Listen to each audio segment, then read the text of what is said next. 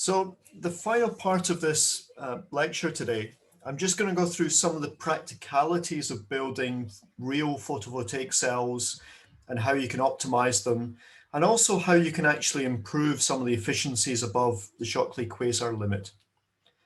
So the first thing to talk about, the Shockley quasar limit is one sun. So there's no concentration. We're only taking the light that goes directly onto a semiconductor. And if we just take a bare bit of silicon, then actually not all the photons get absorbed. So if we have sunlight coming down, some of the light is going to be reflected. Now, in physics, the way we can work out how much light is reflected comes down to a property that's known as the refractive index of materials. So a vacuum, an air is pretty close to a vacuum, has got a refractive index of 1. And every semiconductor material has got a different refractive index. So silicon, now it varies a little bit with wavelength, but certainly in the visible and where the majority of absorption happens, a value of 3.42 for the refractive index is about right. Now the reflected light, this really comes, ultimately it's Maxwell's equations and you solve those, but what you end up with is that the reflected light is the refractive index of silicon minus the refractive index of air divided by the refractive index of silicon plus the refractive index of air, and the whole of this squared. And so if we just have a blank silicon surface, 30% of the light is reflected. So you can see already that when the record for silicon is up at 26.7%, and the Shockley quasar limit is 30%, you have to have something that stops the light being reflected. And that's known as an anti-reflection coating, and they're used very heavily in photovoltaic cells. So if we work that out, the efficiency for standard flat silicon wafer would be 13%, because most of the photons are not absorbed. So we need to reduce all surface reflections. The other thing is that typically some of the photons will go all the way through the silicon. So most silicon photovoltaic cells won't absorb every photon that actually isn't reflected and goes into the material. And we'll talk about other ways we can increase the path length of the photons moving through the silicon without increasing the depth of the material, so you can get more absorption. And that also allows the cost of the solar cells to be reduced. So here we are. So most of the semiconductor materials for photovoltaic cells, they'll have a refractive index between 3 and 4, and the refractive index of air is about 1. So some of the light is always going to be reflected. And what we want to do is get this R to be as close to 0 as possible. So we have an incident wave with the photons coming in, because it's just an electromagnetic wave of light. And what we want to do is put down an anti-reflective coating. It turns out we want to do this at the wavelength divided by 4. And if we do that, the reflected wave will actually destructively interfere with the incident wave. And in doing so, we end up with no reflected wave coming back out. So to be able to do that, R here and the reflection vanishes if we select the anti-reflection coating to have a refractive index of N1, where that is the square root of the refractive index of air times the refractive index of the semiconductor multiplied together. Now, since air is about 1, it's basically just the square root of the refractive index of the semiconductor. So for silicon, we want something that has a refractive index for the anti-reflection coating just below 2. And it turns out that silicon nitride is the ideal material for that. Now, the other thing to point out here is that refractive indices change a little bit as a function of wavelength. So in fact, it's very easy to make these for one wavelength, but it's not always easy over the whole part of the solar spectrum you want to absorb to have an anti-reflection coating that this reflection can be down at 1 or 2%. So what you typically find is, depending on the wavelength of the solar spectrum, this value of R can change from about 1% up to 10%. And this is another reason why you don't see the perfect Shockley quasar efficiencies in the real systems. Now, the other thing we can do is that all this does is get a much larger percentage of photons into the semiconductor. We can still have photons that will go out the back, and whilst there'll be some reflection from the back interface, we'll still get some losses from photons going out the back. So the next trick is that what we do is that we actually make a pattern on the front surface of the light, the front surface of the semiconductor for the photovoltaic cell. So what we get then is that the light, if it comes in, it will be refracted because we've got an interface that's not perpendicular to the vector of light coming in. And what we also have to do is do a mirror. So if we put a metal mirror at the back with reflectivity pretty close to 1, what happens is the light comes in, it refracts, it will then scatter, and it will keep on moving down. And so the path length of the light moving through the semiconductor is longer, and the semiconductor absorbs more photons of light. So the efficiency increases. Now, in fact, you can do this with a whole series. What happens with the most recent high efficiency world records is that it's not this regular pattern, but they actually make a random pattern, and that's more efficient. But this is work from 1985 and from a group in Australia, and they showed by having these pyramid or inverted pyramids that they managed to get silicon to 25% efficient solar cells under AM 1.5, 25 degrees C, and 1 sun. Now, there was still some reflection from the front metal. This is the shadowing you get. There were a lot of other tricks to optimize the performance here, but you can see the anti-reflection coatings. In fact, they used 2 of them. They have a rear contact to do the reflection. They have the corrugation, which is quite regular in this, and that got to 25% efficient. So how do we get above these sorts of numbers if we want to get higher than 25? Well, so far everything we've spoken about and the Shockley quasar limit is what's known as 1 sun. So basically, we've got a 2-dimensional flat solar cell, and we're only looking at the light that comes direct from the sun going onto those cells, and a little bit of the diffuse scattering from the side. But what we can do is we could have a big mirror and actually concentrate light onto the solar cell from the light that's going beside.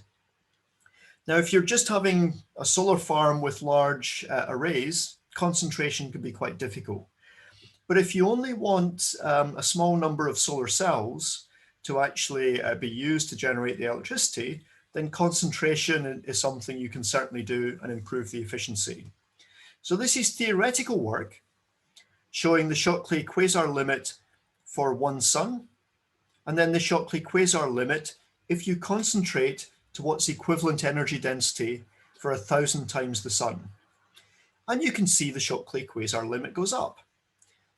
Maybe not, certainly not up to the kernel, 85% efficiency, but it's coming up to nearly 40%. So now we've gone from 30% up to 40% if we can concentrate light. So the ways this is typically done, you can have a parabolic reflector, and then you put your solar cell at the focal point of the parabolic reflector, and that's where all the light basically shines. So you get whatever area is the aperture on the front of the parabolic mirror. The other way to do it is to use a lens and to concentrate down onto the photovoltaic cell. Now, as I said, what you can do, that this helps, you can reduce the amount of silicon, but then all your cost goes into the concentrator. And you do end up capturing more and you can increase the Shockley quasar limit. The big disadvantage with these systems is that they only tend to concentrate light well when they're directly pointing at the sun. And what that means is that, of course, the sun moves around during the day from west to east. And what you then have to do is you have to track or follow the sun if you want to have the maximum efficiency on these concentrator systems. So the tracking system, sun moves from east to west through a day, certainly in the northern hemisphere. The tracking system can be used so that the solar cell is always pointing at the sun. It gives about 40% more energy compared to a stationary system, but they're not used in a lot of places because the system cost is much higher. The other thing is that they're mechanical to be able to track the sun. Mechanical systems are much more likely to break down than electrical systems. So there's a significant higher system cost and operating cost by having a tracking system. But if you do go down the concentrator system approach, tracking systems are essential if you want to have higher efficiency throughout the day. Now, the other way we can do is, at the moment, of course, we're only absorbing with the Shockley quasar limit photons of energy above the band gap.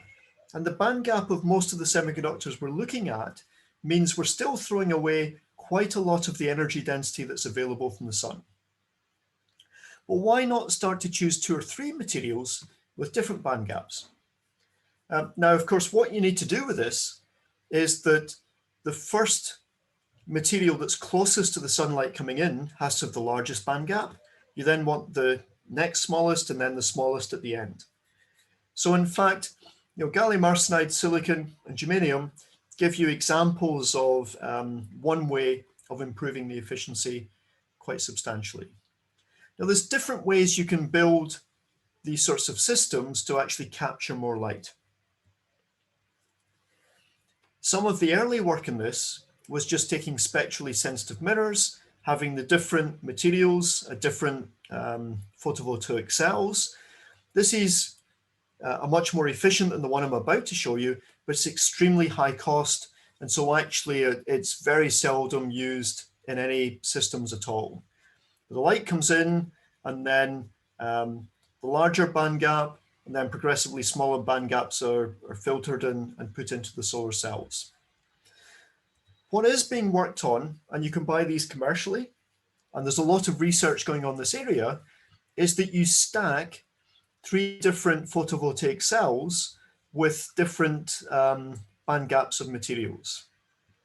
Now, this sounds very easy when you actually explain the concept, but there's a lot of issues in terms of defects. Most of these materials have got different lattice constants.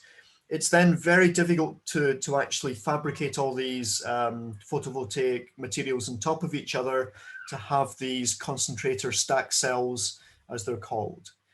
So this is certainly much lower cost than this. It's also much higher cost than just a straight silicon photovoltaic cell.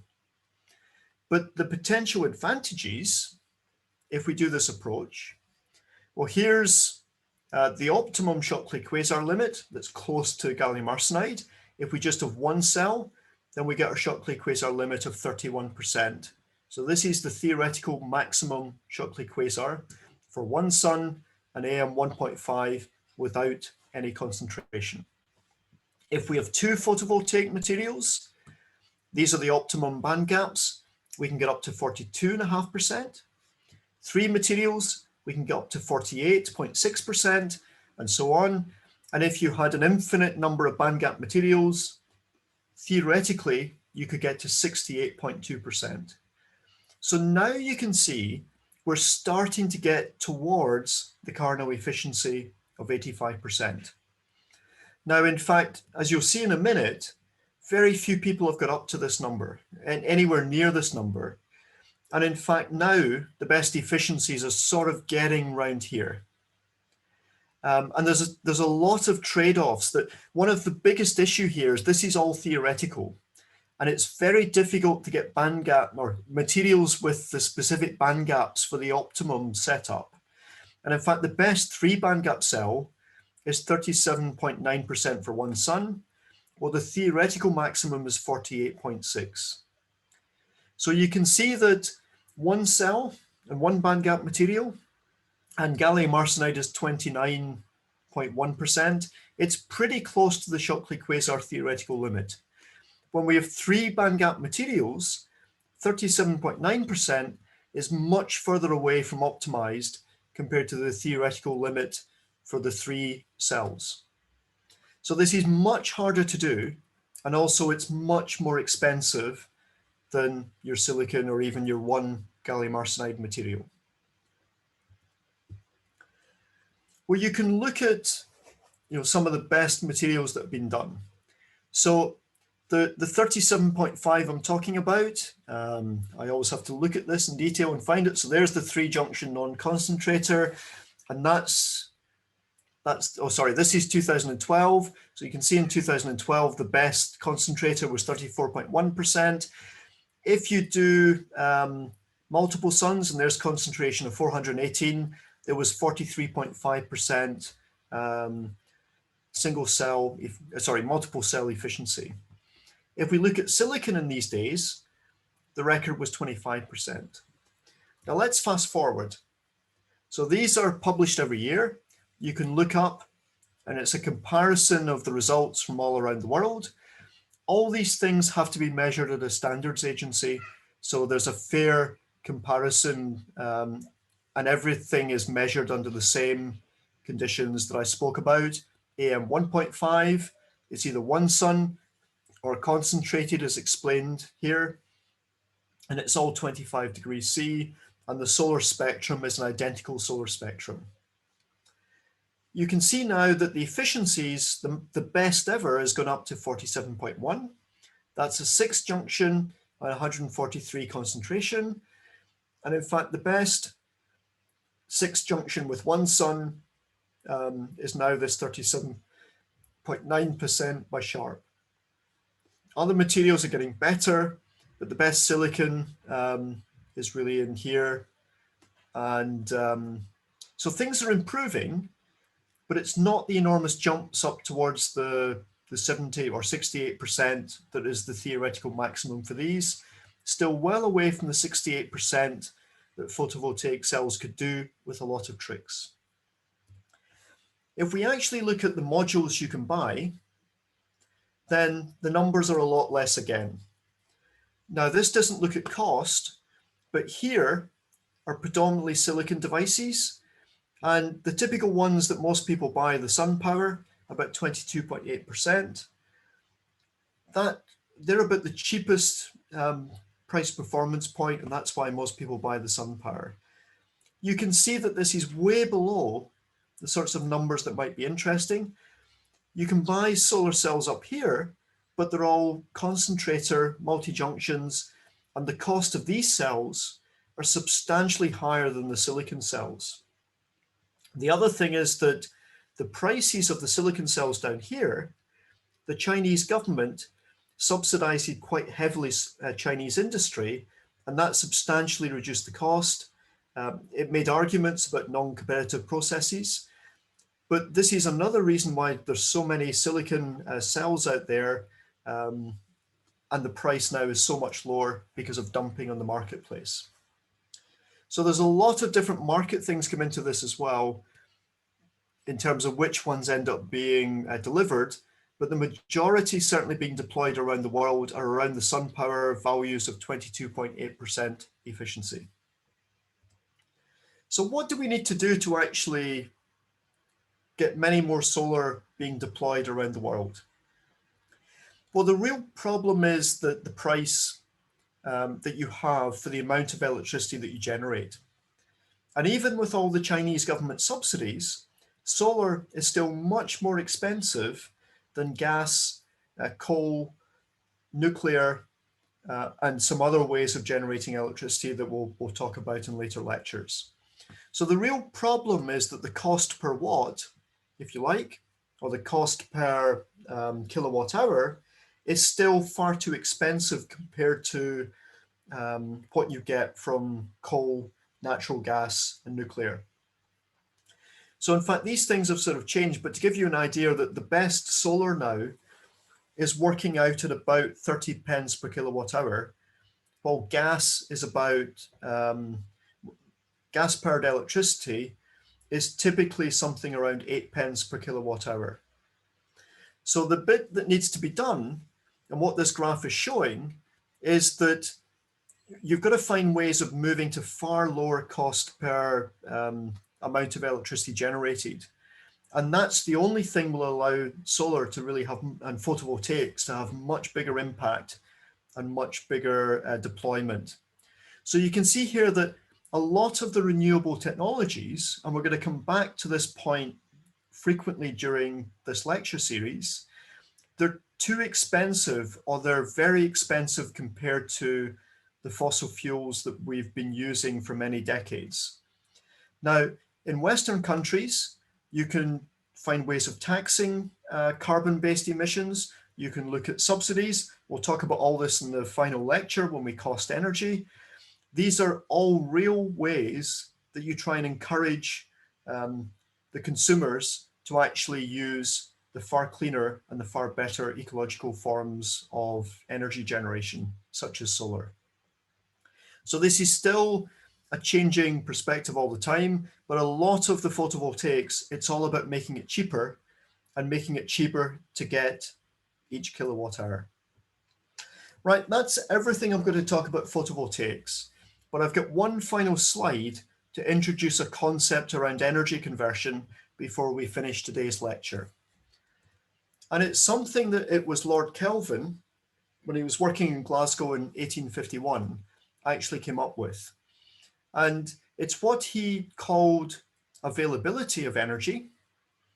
And it was later refined by Ota a little bit, but it really comes down to entropy and the entropy value of the energy that you're using.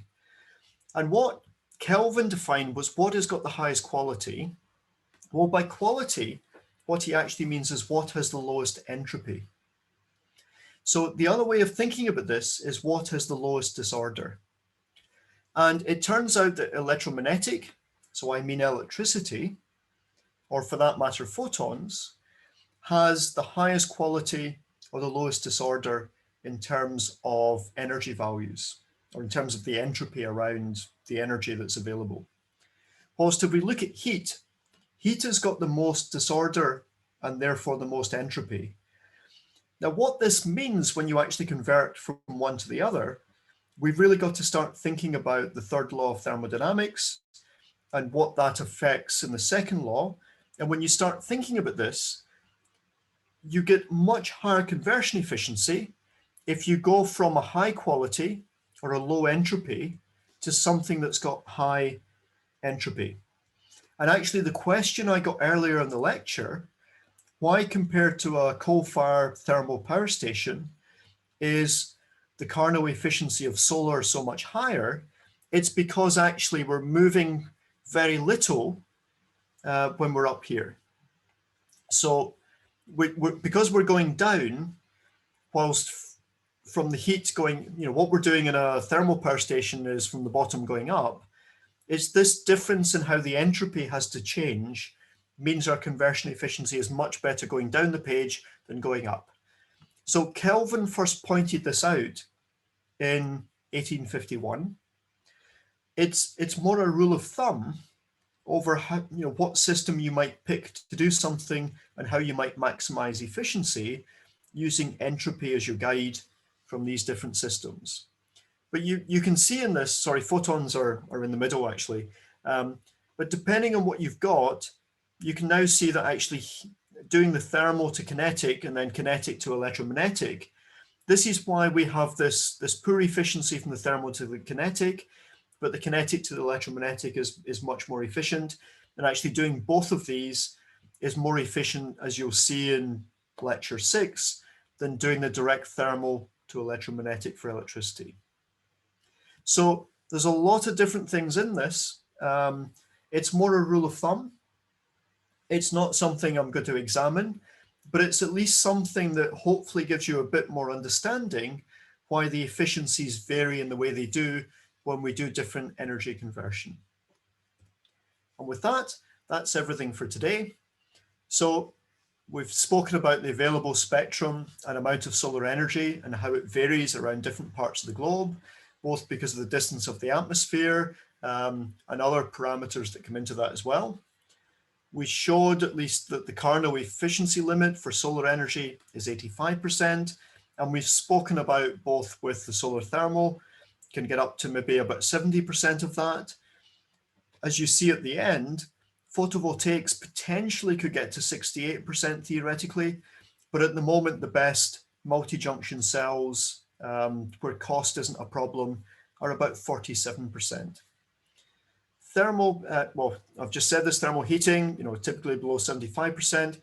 If we just look at a single semiconductor, then the photovoltaic Shockley quasar maximum is only 31% and much below the Carnot efficiency. So doing the light trapping, the multi-junction, the concentration, you can potentially get up to just below 70%. But to actually deploy certainly photovoltaics, but also solar thermal, finding ways of reducing the cost are really key. And we'll come back to this in the last lecture. So that's us for today. The next lecture, we're going to be talking about fluid flow. And what I mean by that is hydroelectric generation and hydro schemes, and also looking at wind turbines, and other uses of wind. So with this, I'll stop the